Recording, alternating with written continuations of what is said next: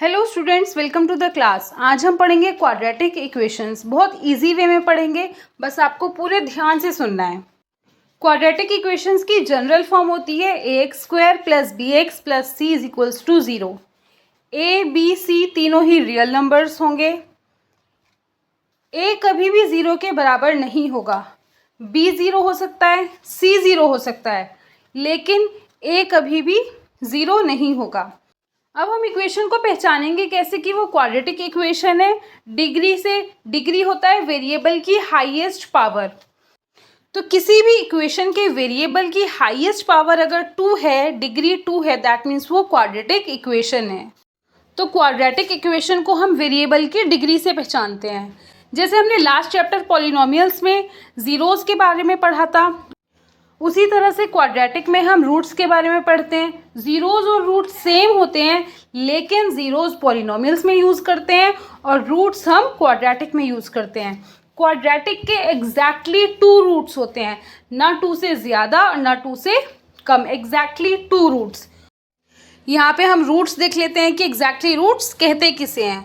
तो रूट्स होता है हमारा वेरिएबल की ऐसी वैल्यू जो इक्वेशन को सेटिस्फाई कर दे। और वेरिएबल्स कौन से नंबर्स होते हैं? एक्स, वाई, जेड, जिनकी वैल्यू चेंज होती रहती है। और यहाँ पे क्वाड्रेटिक की बात हो रही है, तो एग्जैक्टली 2 रूट्स होंगे हमारे पास। यहाँ पे मैंने बताया क्वाड्रेटिक की जनरल फॉर्म होती है ax² + bx + c। a b c तीनों ही रियल नंबर होंगे। a कभी भी 0 नहीं हो सकता, b 0 हो सकता है, c 0 हो सकता है। हम इक्वेशन को पहचानेंगे कैसे कि वो क्वाड्रेटिक है। डिग्री मतलब हाईएस्ट पावर वेरिएबल की 2 होनी चाहिए। अब यहाँ देख लेते हैं क्वाड्रेटिक इक्वेशन को सॉल्व करने के लिए हमारे पास 2 मेथड होते हैं। फर्स्ट मेथड होता है मिडल टर्म स्प्लिट मेथड, जो हमने 9th क्लास में भी काफ़ी पढ़ रखा है। सेकंड मेथड होता है डिस्क्रिमिनेंट मेथड। ये थोड़ा अलग होता है, आज इसके बारे में हम डिटेल में पढ़ेंगे और इसके क्वेश्चंस भी सॉल्व करेंगे। यहाँ पे हम फर्स्ट क्वेश्चन देख लेते हैं। हमें दे रखा है if 1 root of the quadratic equation, हमें क्वाड्रेटिक इक्वेशन दे रखी है, is 2। Find the value of k, also find the other root. हमें 1 रूट दे दिया, 2 है, मतलब एक रूट हमारा 2 है, 1 रूट इज 2। तो हमारे पास 2 रूट होते हैं क्वाड्रेटिक के। एक रूट हमें x की वैल्यू दे दी 2, हमें दूसरा निकालना है। तो हमने पढ़ा रूट होता है वेरिएबल की ऐसी वैल्यू जो इक्वेशन को सेटिस्फाई करे। तो x की वैल्यू हमें 2 दे रखी है, मतलब ये इक्वेशन को सेटिस्फाई करेगा, तो x की वैल्यू 2 को हम इक्वेशन में पुट कर देंगे। तो इक्वेशन हमें दे रखी है 2x² + kx - 6 = 0। हम इसमें 2 पुट कर देंगे तो हमारे पास हो जाएगा 2 की होल स्क्वायर + k2 - 6 = 0। 2 2 = 4, 2 = 8 + 2k - 6 = 0। 8 में से 6 माइनस होंगे तो 2, तो 2k + 2 = 0। 2 इक्वल के उधर जाएगा तो माइनस का हो जाएगा, तो k की वैल्यू आ जाएगी -1। हमें k की वैल्यू फाइंड करने के लिए बोला था, हमने k की वैल्यू निकाल दी। अब हमें बोला है फाइंड द अदर रूट। एक रूट हमें 2 दे दिया, हमें दूसरा रूट भी निकालना है। तो पहले k की वैल्यू को हम इक्वेशन में पुट कर देंगे। तो k की जगह -1 आ जाएगा, तो जाएगा 2x² - x - 6 = 0। अब यहाँ पे हम मिडल टर्म स्प्लिट मेथड लगाएंगे। हमें बीच वाले नंबर को 2 पार्ट्स में ब्रेक करना है, कुछ इस तरह से। 6 2 क्या होता है 12, की मल्टीप्लाई करने पर p और q हम नंबर मान लेते हैं, मल्टीप्लाई करने पर 12 आए और p और q को ऐड करने पर बीच वाला नंबर मतलब -1 आए। तो यहाँ पे हम 12 के फैक्टर करेंगे। तो 12 को अगर मैं 3 से डिवाइड करूँगी तो आएगा 4, और 3 और 4 को मल्टीप्लाई करेंगे तो 3 4 = 12, और 3 और 4 को माइनस करेंगे तो -1 भी आ जाएगा। माइनस हमें चाहिए तो बड़े डिजिट के साथ हम माइनस लगा देंगे और 3 के साथ प्लस। तो हमारे 2 नंबर्स हो गए -4 और +3। तो यहाँ पे आ जाएगा 2x² - 4x + 3x - 6 = 0। यहाँ पे हम कॉमन ले लेंगे। 2 और 4 में कॉमन हो जाएगा 2, दोनों जगह x है तो x भी बाहर आ जाएगा, एक x अंदर बचेगा -2, प्लस 3 और 6 में कॉमन आएगा 3, बचेगा x - 2 = 0। यहाँ से हमें मिल जाएगी वैल्यू x - 2, 2x + 3 = 0। यहाँ से हमें 2 रूट्स मिल जाएंगे, x2 और x = -3/2। x2 हमें रूट ऑलरेडी क्वेश्चन में दे रखा था, हमें अदर रूट निकालना था, जो कि हमने निकाल लिया -3/2। ये हमारा आंसर हो गया। तो क्वेश्चन में ऑलरेडी हमें एक रूट दे रखा था, उसे हमने इक्वेशन में पुट करके के की वैल्यू निकाली, के की वैल्यू को इक्वेशन में पुट करके हमने अदर रूट भी निकाल लिया। अब यहाँ पे नेक्स्ट क्वेश्चन देख लेते हैं। हमें दे रखा है solve the following quadratic equations by factorisation. Factorisation का ही दूसरा नाम होता है मिडल टर्म स्प्लिट मेथड। यहाँ पे हमें क्वेश्चन में क्लियर बता दिया कि इसे फैक्टराइजेशन से करना है, अदरवाइज अगर नहीं दे रखा होता तो हम जब डिस्क्रिमिनेंट सीख जाएंगे तो हम उससे भी कर सकते हैं। तो यहाँ पे हम मिडल टर्म स्प्लिट मेथड से करेंगे।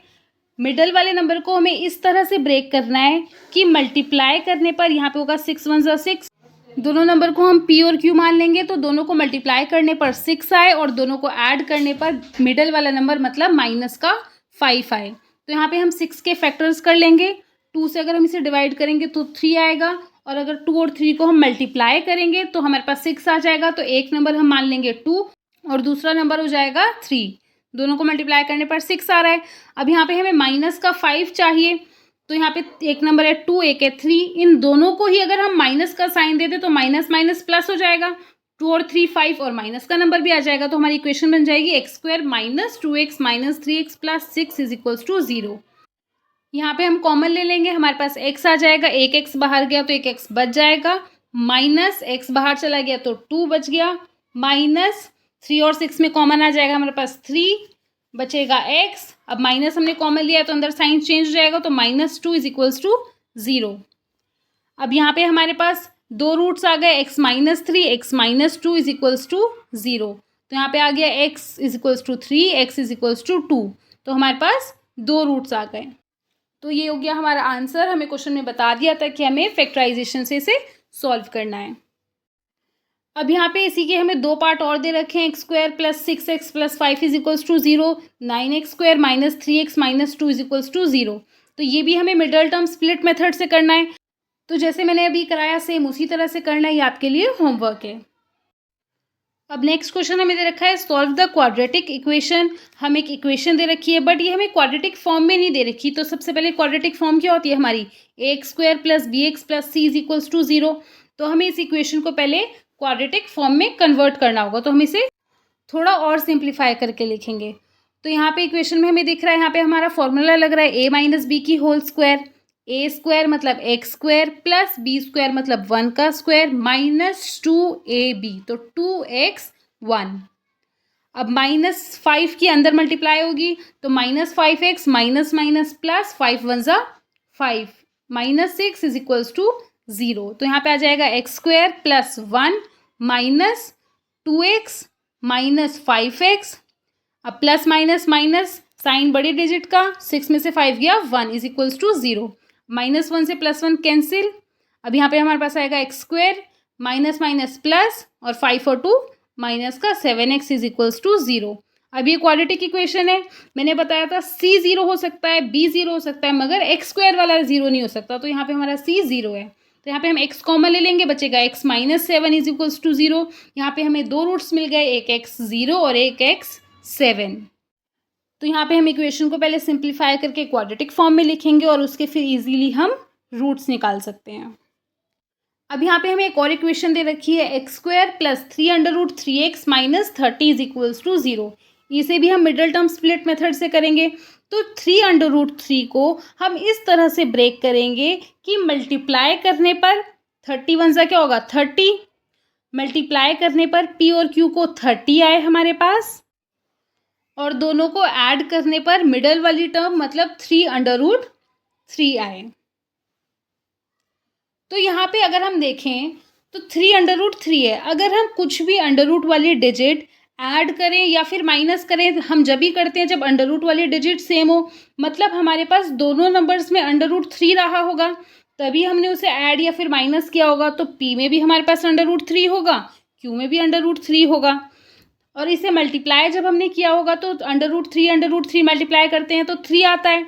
तो मतलब 30 में हमारे पास 3 अगर हम अलग निकाल दें तो 30 को 3 से डिवाइड करेंगे तो 10, हमें 3 मिल गया। 30 में हमें 3 मिल गया अंडर√3 से। अब हमें 10 चाहिए, तो 10 के हम फैक्टर कर लेंगे। अगर मैं इसे 2 से डिवाइड करूँगी तो 2 5 ज़ा 10, 5 2 को मल्टीप्लाई करूँगी तो 10 भी आ जाएगा। 5 और 2 को अगर मैं माइनस करूँगी तो हमारे पास 3 भी आ जाएगा, और √3 तो हमने ले लिया, तो यहाँ पे एक नंबर हो जाएगा 5 और एक नंबर हो जाएगा 2। अब हमें प्लस का 3 चाहिए, तो बड़ा नंबर यानी 5 प्लस का हो जाएगा और माइनस का 2, तो 5√3 माइनस 2√3, दो नंबर्स हमें मिल गए। मल्टीप्लाई करेंगे तो 30 आ जाएगा, और अगर हम इसे ऐड करेंगे तो हमारे पास 3√3 आ जाएगा। तो यहाँ से हमें इक्वेशन मिल जाएगी x² plus 5√3x minus 2√3x minus 30 is equals to 0। यहाँ पे हम कॉमन ले लेंगे तो x हमें कॉमन दिख रहा है, x बाहर ले लेंगे तो एक x अंदर बचेगा, प्लस 5√3। अब यहाँ पे हम कॉमन ले लेंगे तो 30 में हमारे पास 5√3 भी है, 2√3 भी है, तो हम माइनस 2√3 कॉमन ले लेंगे, तो यहाँ पे हमारे पास बचेगा x, माइनस हमने कॉमन ले लिया तो अंदर साइन चेंज हो जाएंगे, प्लस 30 में से 2√3 कॉमन आ गया तो यहाँ पे बचेगा 5√3। तो यहाँ पे हमारे पास दो ब्रैकेट आ गए, x plus 5√3 x minus 2√3 is equals to 0। तो यहाँ पे हमारे पास दो रूट्स आ गए, x is equals to minus 5√3 और x इज इक्वल्स टू 2√3। तो इन क्वेश्चंस के लिए आपको बहुत ज़्यादा प्रैक्टिस करने की ज़रूरत है। यहाँ पे प्रैक्टिस के लिए मैं आपको एक क्वेश्चन दे देती हूँ। यहाँ पे दे रखा है x² plus 5√3x plus 12 is equals to 0। तो यहाँ पे हम 12 को 1 से मल्टीप्लाई करेंगे, 12 1 ज़ा 12। हमें दो ऐसे नंबर चाहिए जिसे मल्टीप्लाई करने पर 12 आए और ऐड करने पर 5√3 आए। तो जो भी हमारे दो नंबर्स होंगे दोनों में हमारे पास √3 आ रहा होगा जब भी हमने ऐड या फिर माइनस किया होगा। तो ये आप होमवर्क में कर लेना। नेक्स्ट टॉपिक हम पढ़ेंगे डिस्क्रिमिनेंट मेथड। इस मेथड को भी हम क्वाड्रेटिक इक्वेशन के रूट्स निकालने के लिए यूज़ करते हैं। ये थोड़ा सा डिफरेंट होता है। यहाँ पे डिस्क्रिमिनेंट की एक जनरल फॉर्म होती है d is equals to b² minus 4ac।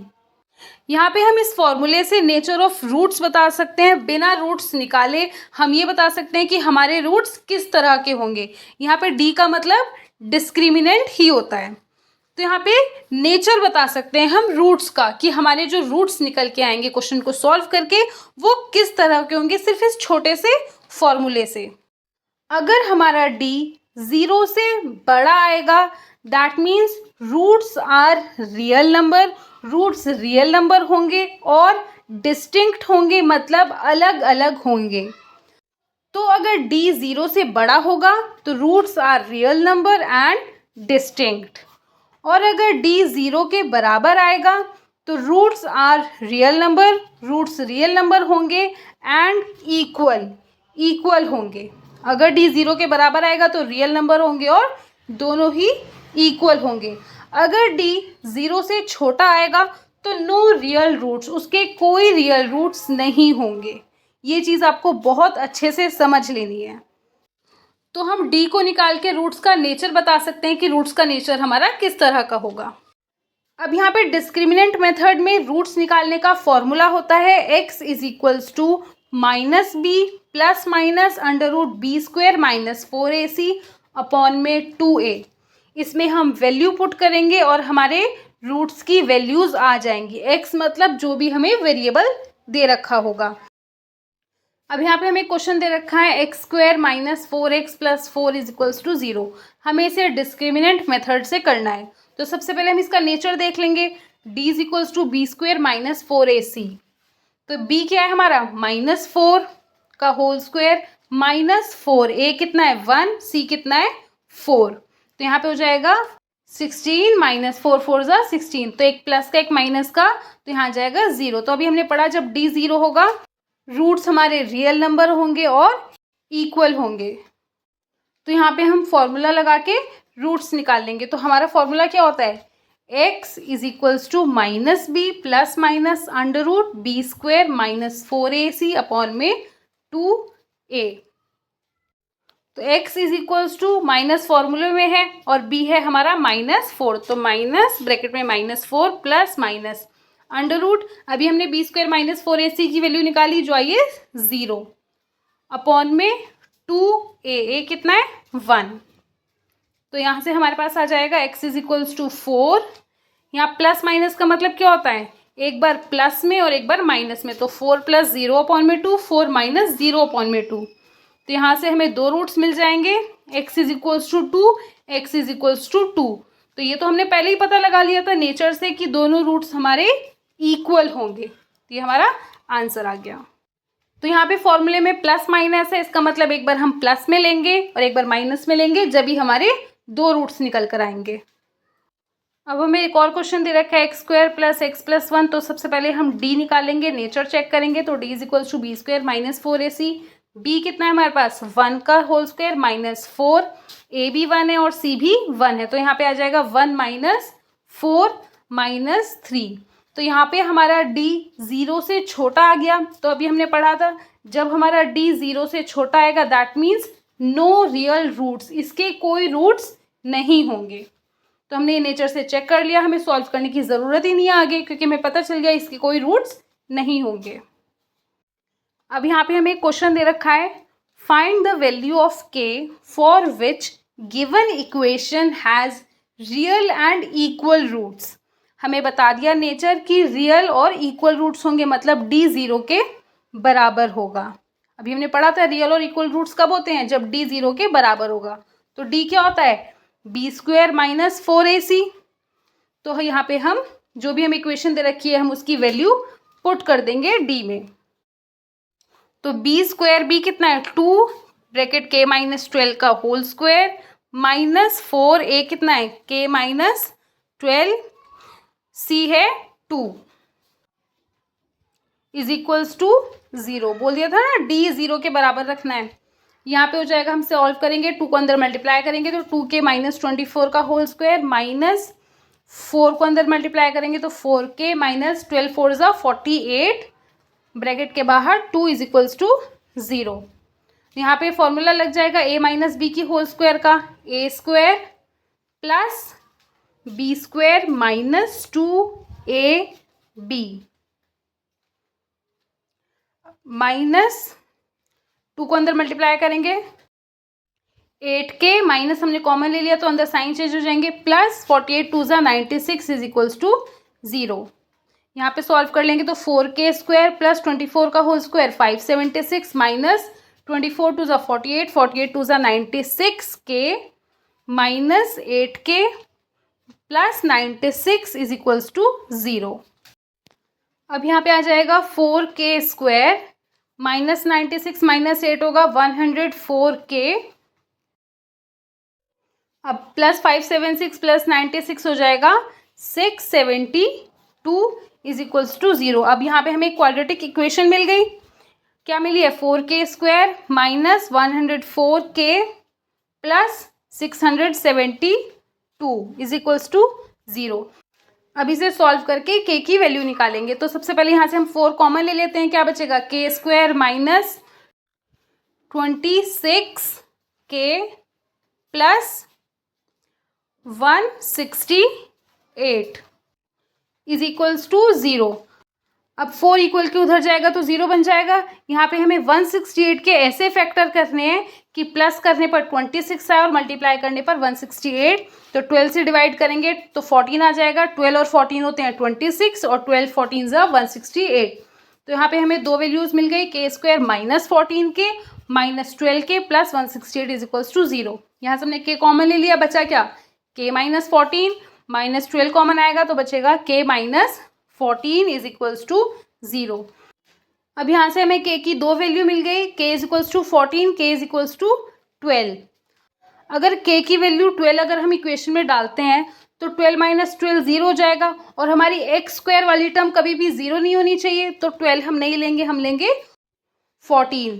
तो आई होप आज की क्लास आपको समझ आई होगी। नेक्स्ट क्लास में हम इसी चैप्टर के मोस्ट इंपॉर्टेंट क्वेश्चंस करेंगे जो आपके एग्जाम से रिलेटेड होंगे। और यहाँ पे मैं डिस्क्रिमिनेंट मेथड के 2 और क्वेश्चन दे देती हूँ, ये आप होमवर्क में कर लेना, आंसर आप कमेंट में बता सकते हो।